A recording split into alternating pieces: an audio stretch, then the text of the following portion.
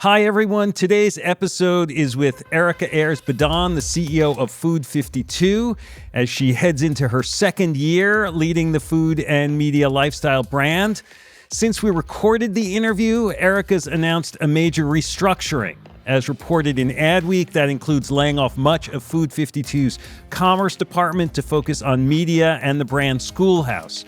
It's a volatile time for all kinds of businesses. Erika came to Food52 after several years as CEO at Barstool Sports, a company known for controversy. Our episode doesn't cover the latest Food52 changes, and we've invited Erika to share more. We hope she'll update us soon. In this episode, we do get into the ups and downs and the experiments she's engaged in, including a new podcast called Work that delves into the lightning rod issues around the workplace. And we start by digging into how she's approaching the disruptions of the Trump White House, tariffs, and Elon Musk. I'm Bob Safian, and this is Rapid Response.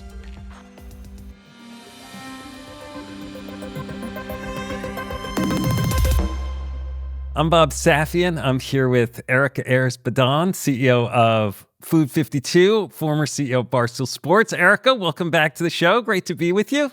Thank you for having me back. 2025 has started with so much volatility. A lot of business leaders are on their heels, wondering how to respond to all the array of changes issuing from the Trump White House. For you, do you have a philosophy about how to respond? Like, how much do you react to the daily news? How much can you ignore it? You know, it's funny, when the first announcements around the tariffs came out, it was on a Saturday. I was really freaked out. I called an emergency meeting on a Sunday. And that's become the new normal, right? Where there's a lot of whiplash, there's a lot of pontification, there's a lot of speculation.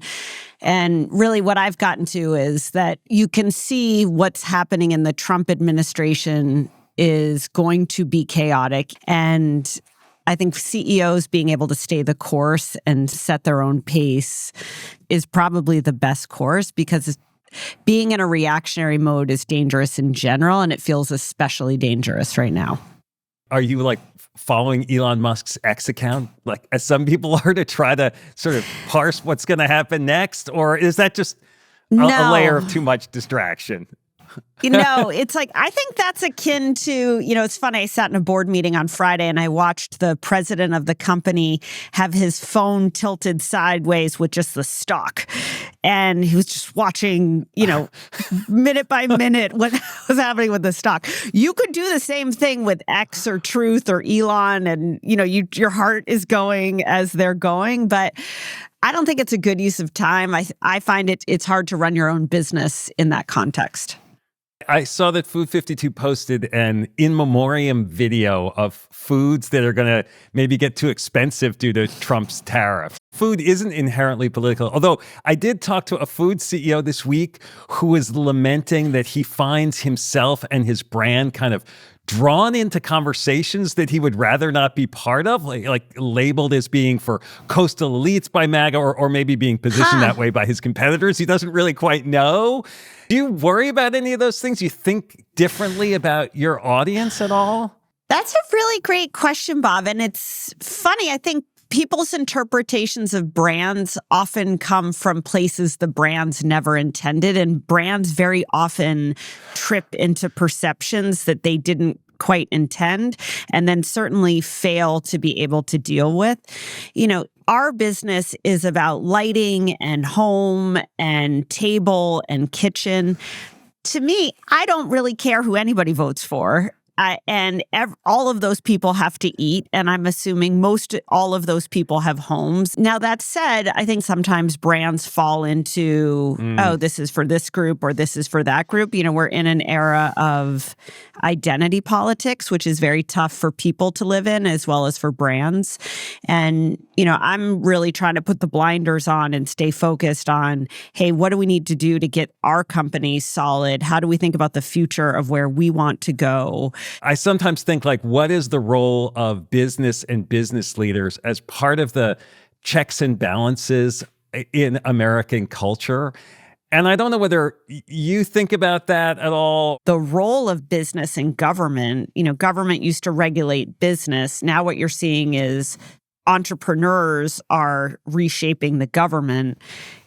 Everything is topsy-turvy. I think this is one of the fundamental questions we're going to have right now. We're clearly entering an era where there will be less regulation. So, will brands police themselves? How's that going to work? Are we just going to pendulum swing every 4 years? So I don't have any good answers for you, Bob, but I also think about it. And you mentioned that the tariffs discussions that you've had, are there examples of how tariffs affect what you're doing at Food52? Are you looking for different made in America products? So we're really lucky.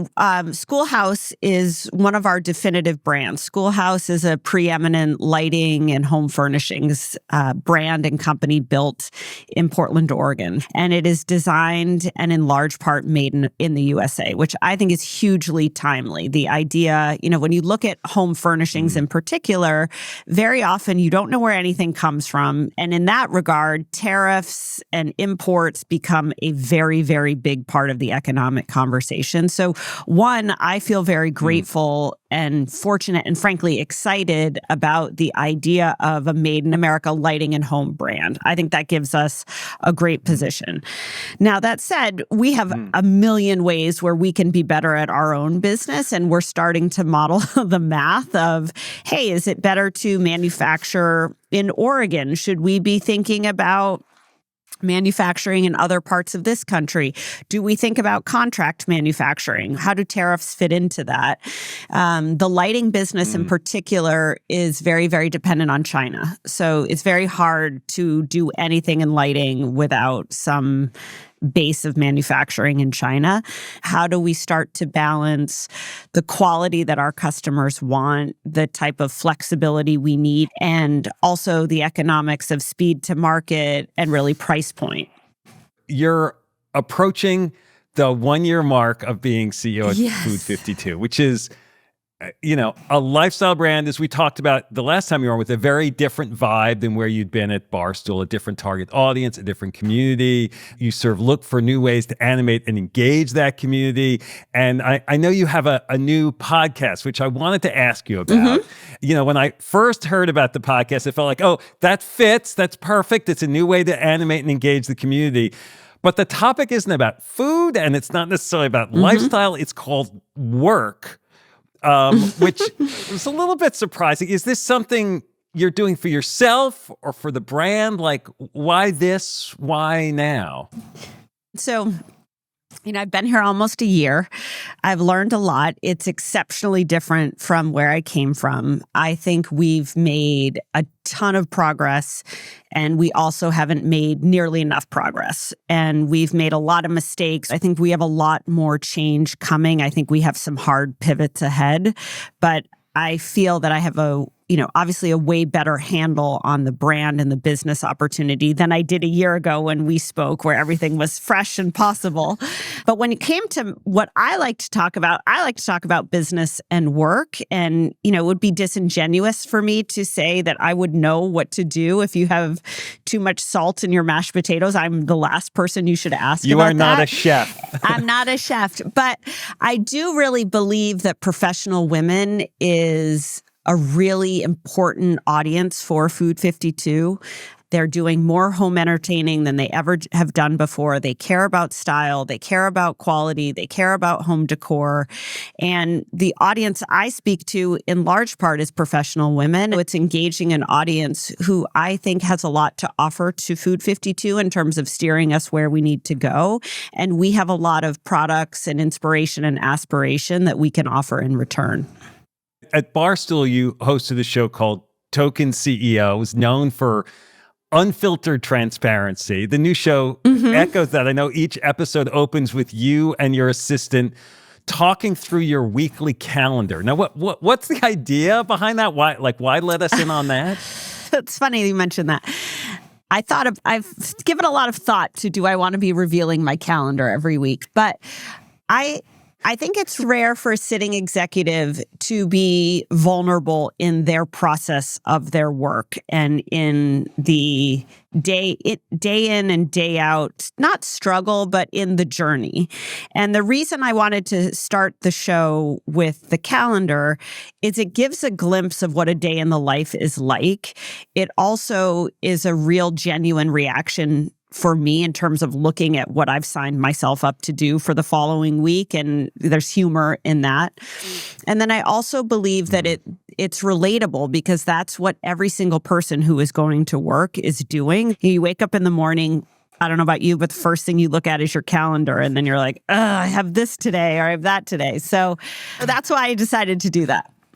A lot of CEOs are uneasy about being so candid in public. What's the value of that candor? And like, how does it flow back to Food52's business? Or is it just about connection? I think candor is important in general. And I think consumers are looking for the story behind the story. And this show is a way for me to do a couple things. One is I'm trying to experiment and model out how shows could and should be launched, produced, clipped, cut, managed, and I'm dog fooding it on myself. So if you want to know, my real intention is to be able to create other formats that look like this, that are about home and lifestyle and food. And I'm using this as a template. I'm real time creating a template that I can then give to other people here. So that I've not really talked about that, but that is my intention. So for example, we have two really, really phenomenally talented test kitchen chefs. I believe that they both should have shows where they're showing not only the art and their craft, but also talking about how they feel about it and what they learned about it and what inspires them and how they got there.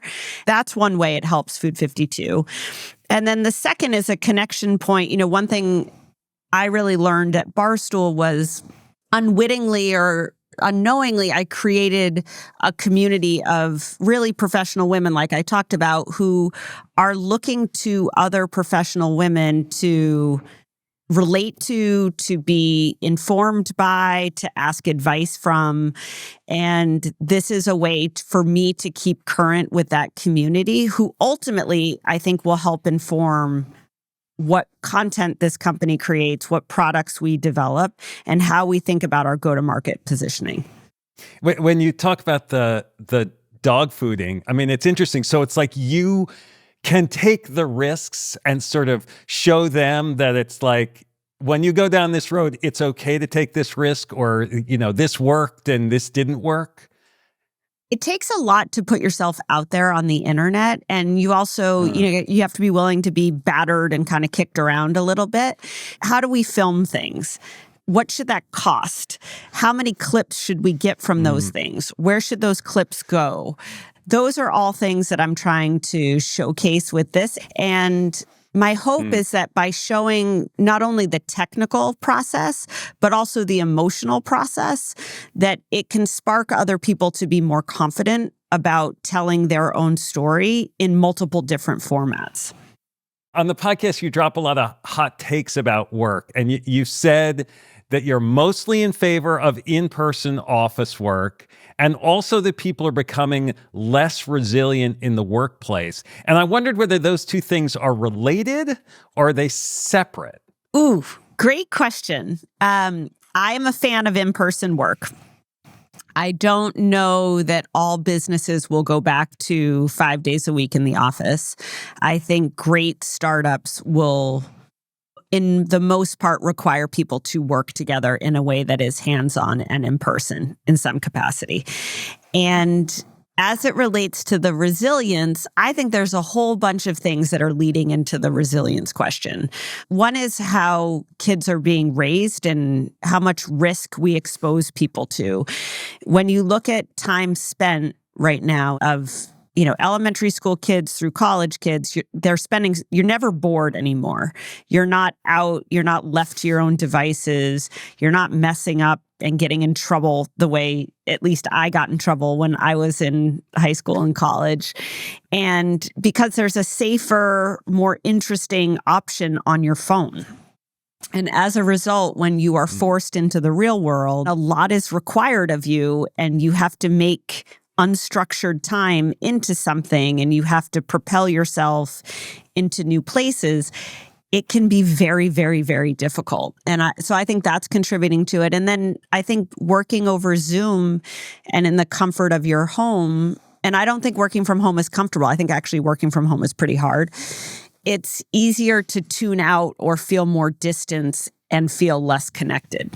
I often think, when we go to school, a lot of the things we learn are not the school work, but how to engage with other people. And the same thing happens when you go into a workplace. You learn how to work with a group of people in a different way. Definitely. You learn what happens when people don't like you at work. You don't experience that when you work from home. What are the power dynamics? Who's the hierarchy? I remember, getting my first job at Microsoft, and I was very enamored and terrified of the execs there, and I just watched them all the time. I couldn't get enough. I just wanted to watch what they wore, what they ate, what they did, how they talked to one another, how they led their people, how they dealt with failure.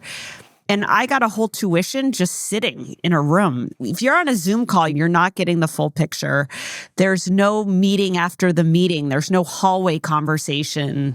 And I think that's the osmosis that can really feed you at work. That sort of unstructured serendipity that is part of a workplace, which is not always efficient, but can be effective. 100%. You can waste a lot of time at work. Like the days I really need to get a lot of work done, I don't go to the office because the commute takes a long time. The chit chat takes a long time.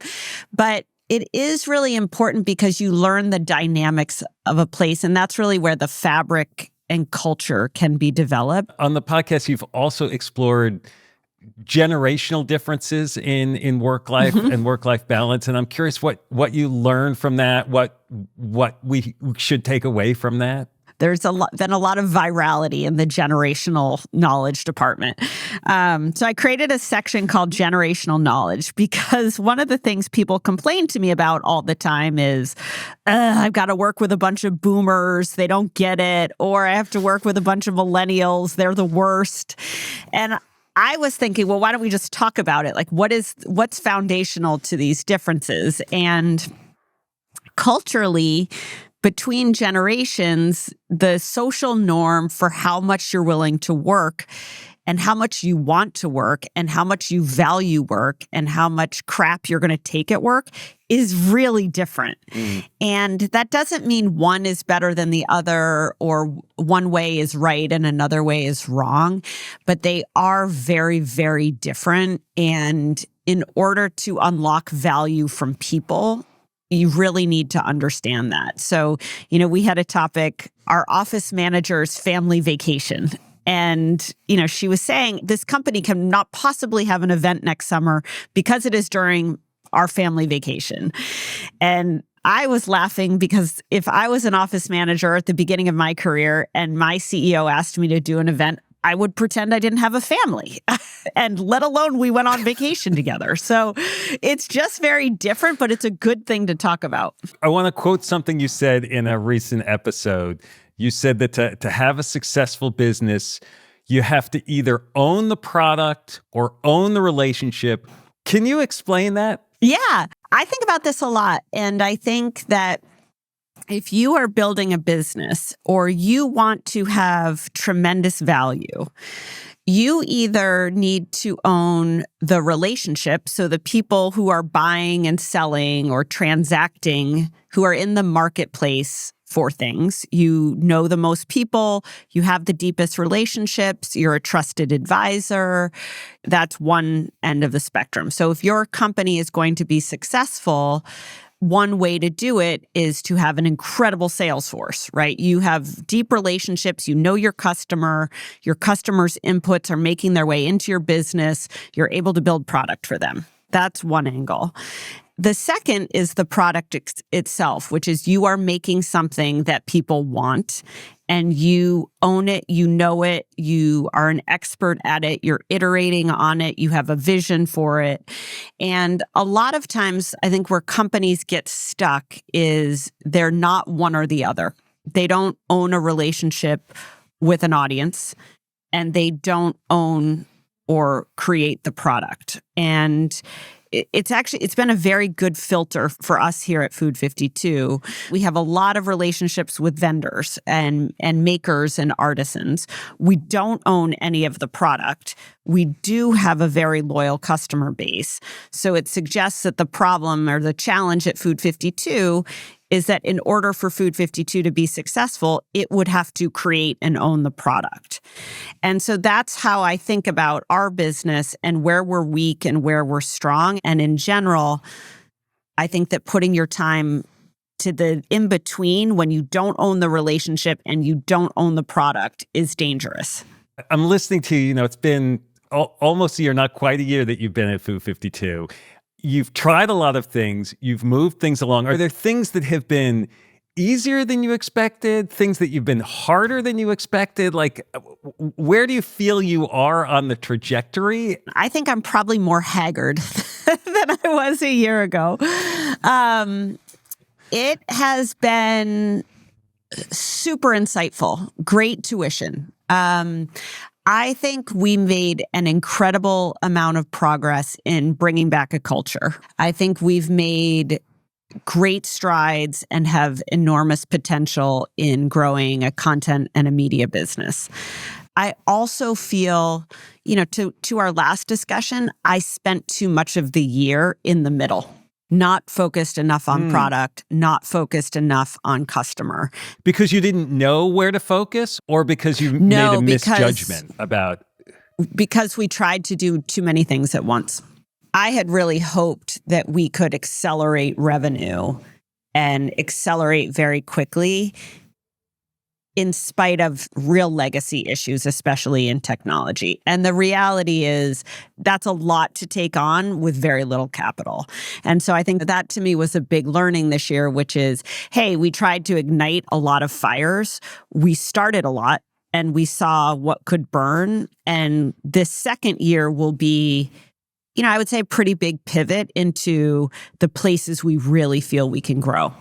One of the things I wanted to ask you about was social media as a shopping platform. It's been a lot of growth for other folks, projected to reach, $140 billion or something in the next couple of years. Food is the third largest category on TikTok. Mm-hmm. I know Food52 has a TikTok shop. Mm-hmm. You don't have any products there yet, I don't think. Mm-hmm. Is that one of these areas where this is a place where we're going to go, but it's not time yet? No, this is exactly where we need to go. And this is exactly why we need to focus. To have a TikTok shop, you need to have a very strong supply chain.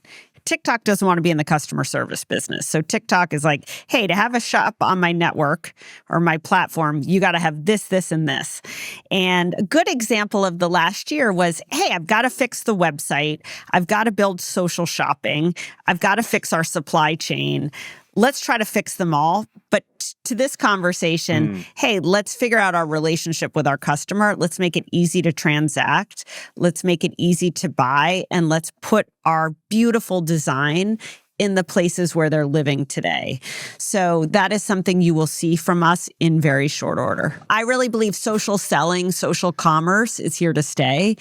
And, just like posting on the internet, YouTube may want a certain time limit and a certain aspect ratio and a certain condition for its shop, but it will have a shop and Instagram will have a shop and TikTok or whatever replaces TikTok will have a shop. And for anyone thinking about reaching modern consumers, they need to think about those points of purchase. And so the fact that there are these big platforms, they're also smaller, more targeted, maybe more authentic or direct platforms, and you have to be on all of them? Or is this another one of these areas where it's like, I can spread myself too thin? in my mind, from a content perspective in the world I came from, we wanted to be everywhere, right? Barstool Sports, we wanted to be everywhere. And we built a very good production system to clip and cut things so they could fit in all the places. Commerce is a little bit different because to your point in the beginning of our conversation, the physical goods business is a really, really different business than a media business. It's time intensive. It requires an inordinate amount of planning. It's global, right? There's a lot of factors that go into that. So the effort put in to wire everything and then deliver against it is far more considered. So, I would say from a media perspective, we will go everywhere where our audience is. You look at Substack, you look at Reddit, you obviously look at TikTok, Instagram, YouTube, et cetera. But when you think about the shops need to be in the places where it makes the most sense and where we can have the highest ROI. The media business as a business is a hard business. Is the future better in the product side and like the media side sort of almost becomes like a marketing arm for that? Or do you still feel just as confident about sort of what the economics are of the media side? Oh, I'm super confident in the media business. On average, media businesses are, 70 to 85% margin. When you look at a commerce business, it's anywhere from 25 to let's say 50. So the margin of a media business and the turn and churn of a media business is much faster than a commerce business. Now, it's way more volatile, it's labor intensive, it's very fractured. Like the media business is a pain in the butt, but it is a really beautiful business. Our value proposition will really be, a loyal audience, a big social footprint, a storied history in food, a preeminent lighting brand, a deep manufacturing capability, a brand made in the USA, designed in the USA, and a content engine. And I think that's a super interesting place to play. Well, Erika, this has been great. Thanks as always for coming on to chat. It's always great to talk to you. I appreciate it. Thank you so much.